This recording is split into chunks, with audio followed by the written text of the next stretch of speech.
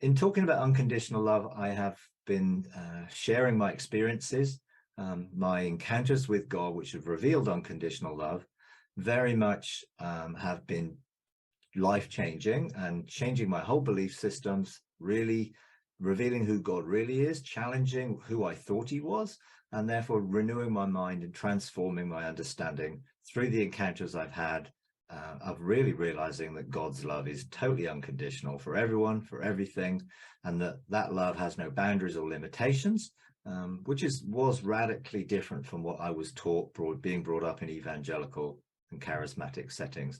And over the period we've been looking at, we've seen that everyone will agree that God is love, but there is buts, and those buts condition people into sort of believing God is love, but not really actually believing God is unconditional love. So God is unconditional love, no matter what anyone else thinks.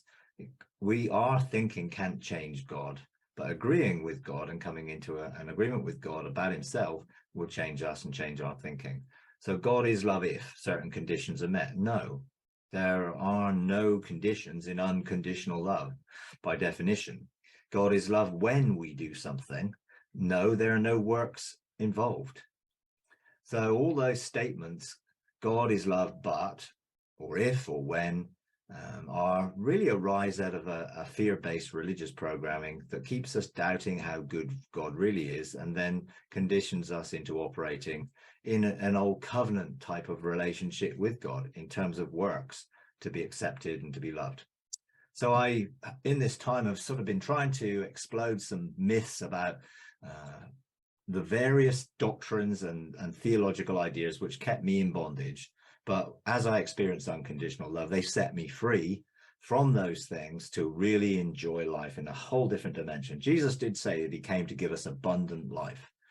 And I have to look back and say my experience in most of my religious settings was not abundance. It was very limited and conditional. And I believe that only our experience of unconditional love can bring us out of that freedom, into freedom from that religious deception that most of us have been under in some way or other. So in previous sessions, we've looked at the truth about how God views sin, forgiveness, repentance, confession, faith, being born again, salvation, the Bible, restoration of all things. And so we're just going to finish this by looking at the truth about the old and new covenants and about duty and obligation in our relationship with God, tied to our mixture of covenants, in that most churches and systems today mix the covenantal ideas together, rather than realizing that Jesus has fulfilled the old completely and the old is no longer in place. But religion uses those things to manipulate, to be honest. So we're going to look at some of that. And really, I think it's so important to realize that we are in the new covenant. The work of the cross is a finished work.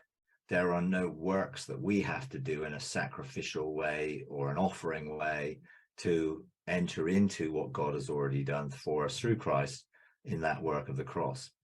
And once we've finished tonight, I think I'm going to do one more session really looking at unconditional love and the relationship between unconditional love and God's desire for us to live in health and immortality.